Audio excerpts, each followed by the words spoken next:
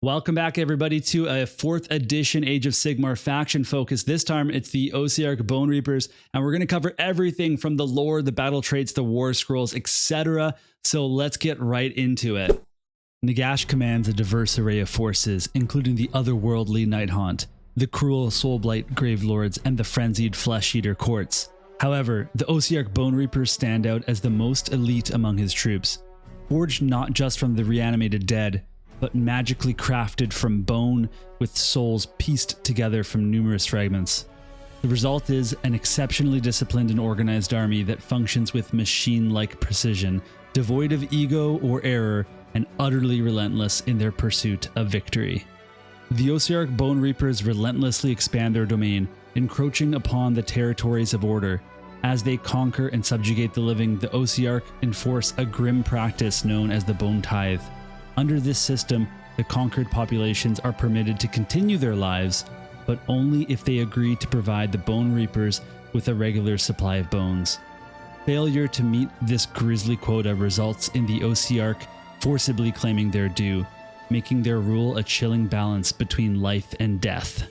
At the helm of the Ossiarch Bonereapers stands Orpheon Catacros, a supreme strategist whose tactical brilliance is unparalleled. His leadership prowess was demonstrated when he led the only force to successfully establish a foothold in the Eight Points, a nexus connecting all the mortal realms. Catacros frequently takes to the battlefield himself, undaunted by the prospect of death, as he possesses a supply of replacement bodies to ensure his continued command. Though his mind may be his most lethal weapon, foes should not underestimate Catacros' prowess in combat, for he is no mere intellectual, but a formidable warrior in his own right. The Ossiarch Bonereapers received 6 battle traits that will allow you to enact orders to buff your friendly units. These units must be wholly within 12 inches of a Ossiarch Bonereaper hero, and then they'll be able to receive the order. The first 2 can happen in your movement phase, the next 2 will happen in your or your opponent's charge phase, and then the final 2 will happen in your or your opponent's combat phase. Unstoppable Advance will give 2 inches of move to any unit that is within 12, wholly within 12 of that hero, and you can only use 1 of these per turn, which means that heroes can't use 2 in the same phase. The second one is Reform Ranks, which allows you to retreat and then later on in that turn charge during your charge phase.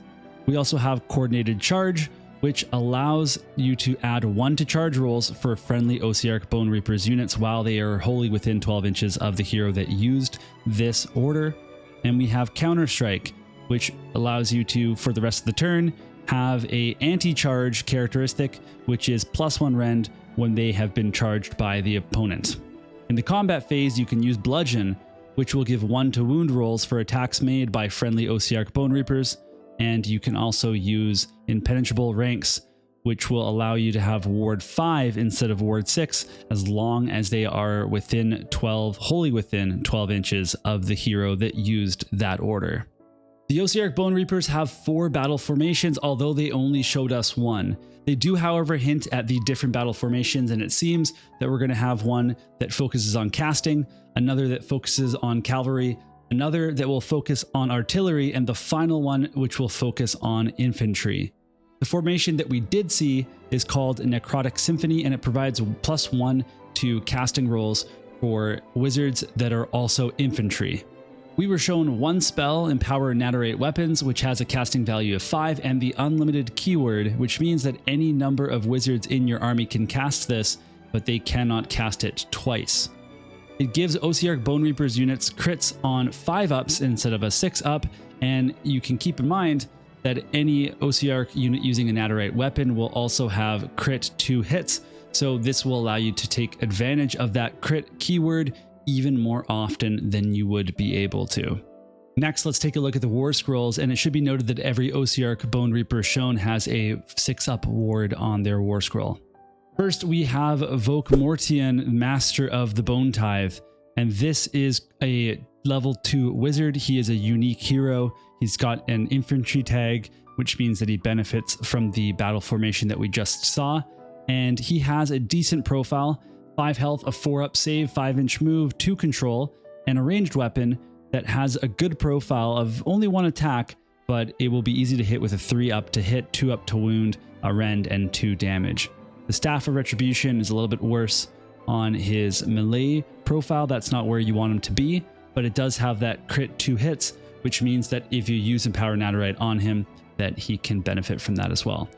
When you look at his hero phase ability, it's called Voice of Nagash, and this allows you to pick an enemy unit that's visible within 12 inches, and for the rest of the turn, then they can't or they have to use a command point to use non-fight core abilities, which means that any core ability aside from actually fighting will cost command point. Moving, charging, retreating, anything like that, shooting, etc.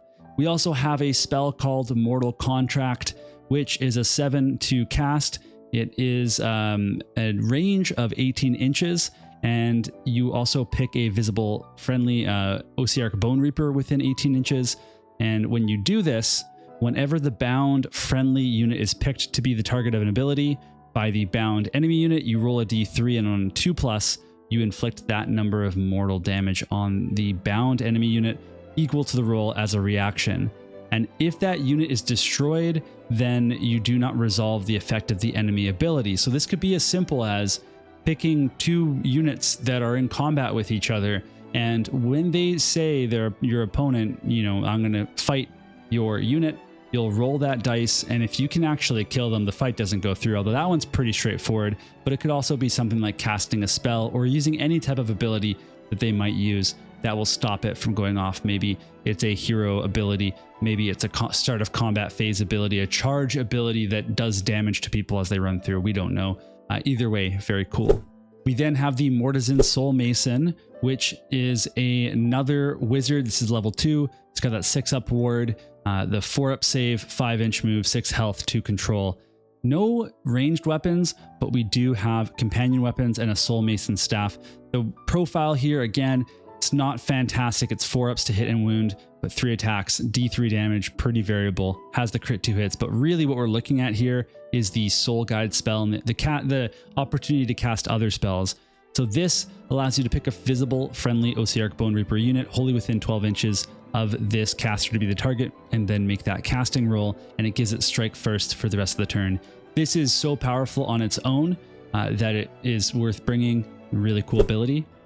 We also have the Necropolis Stalkers, which are 4 up saves, 4 health, 1 control, 6-inch move, and Stalker Blades, which have a good profile of 4 attacks, 3 to hit, 3 to wound, 2 rend. You know, hey, what happened to reducing the rend? 1 damage, and then crit 2 hits. Perfect target for your Empower Nadirite weapons. They also have the ability to pick one of 4 effects to apply during any combat phase. So one of them, the domination aspect, subtracts 3 from the control scores of enemy units while they are in combat with this unit. So if you're contesting an objective, fighting on the objective, you can swing it in your favor to score some points. You also have the blade parry aspect to subtract 1 from hit rolls for any combat attacks that will target this unit. You have destroyer aspect to nullify ward rolls. There will be no ward rolls when this unit damages another person. And then we have precision aspect, which gives anti-hero +1 rend while this unit is in combat with an enemy hero. So very specific things for specific instances. Fighting a hero will put you at 3 rend, which is pretty nuts. Finally, we have the Mortec Crawler, which is a artillery, or as they call it, a war machine. It has that 6 up ward and the 12 health, 4 save, 5-inch move, 5 control. The Dread Catapult ranged weapon doesn't have the best profile. It has a 4 attacks, 4 to hit, but 2 to wound. So this is kind of similar to some artillery that we've seen in the past. 1 rend, so not a ton, but D3 +2 damage. There's anti-infantry for +1 rend, so good if you're targeting those infantry, you know, blocks, and crit 2 hits as we're seeing on all the Nadirite weapons. So if you can hit with this, then it's going to be pretty effective, but that 4 up to hit is not the best. It has some melee stuff, you know, if you get attacked in close combat, but you're hoping for that not to happen. And this doesn't give me a lot of hope for the other artillery in the game in terms of having a little bit better profile. They seem really swingy, either good or bad, depending on if you hit, and there's nowhere in between. It has a shooting phase ability called Deathly Barrage, where if you pick an enemy unit that was targeted by all of this unit's shooting attacks, then you can roll a dice and add 1 to the roll if this unit is wholly within 12 inches of a Mortisan Ossieffector, and add 1 to the roll if any other friendly Mortek Crawler picked that enemy unit to be the targets of this ability this turn. So basically, every time if you have a lot of different artillery and they all keep on picking a unit, then the further you get along these units using this ability, the better and better it gets. And on a 4-up, which is a 50% chance, you're going to give Strike Last, which is an incredibly powerful ability to put Strike Last. So that's a 3-up if you have the Mortisan Ossieffector. If this is the second Mortek Crawler to shoot at them, then that's going to be on a 2-up, and so on. So very, very powerful ability. This can shut down people in combat and give you a real leg up when it comes to winning those melee fights. So in Spearhead, we're going to use the current Ossiarch Bonereapers Vanguard box, which will become a Spearhead box, and they're going to get something similar to command points from 3rd edition. However, these commands are going to be on the unit's war scrolls that are coming with the Spearhead launch, and there's one exception where one of the regiment abilities that you pick when you set up your battle, and you get to pick your different abilities for the Spearhead fight, you get to pick one of the commands that will be available to you during the game. We also have a reinforcement rule here where one of the Mortek Guard units cannot be set up until the 3rd battle round, and that's just because they need to balance it against the other boxes, the other Spearheads. We also were shown a Kavalos Death Rider War Scroll. It has a reasonable profile overall, but the +4 to wound is kind of a weak point. It also has a charge phase ability that allows it to pass through infantry as if it were flying, and when it charges and moves through people, it can actually damage them by rolling a d3. On a 2 or a 3, you deal that much damage. On a 1, you do nothing. Finally, let's talk about the notes from the developers. John from Games Workshop wanted us to know that they're specifically looking at making these Ossiarch Bonereapers orders separate from the Cities of Sigmar. They need to represent that this is a AoE order that everyone is falling into line immediately, because this is the perfect army that is in sync, no ego, pushing through. Whereas Cities of Sigmar, you have many different heroes giving many different orders to different units, and it's a little bit less organized, a little bit more hero hammer.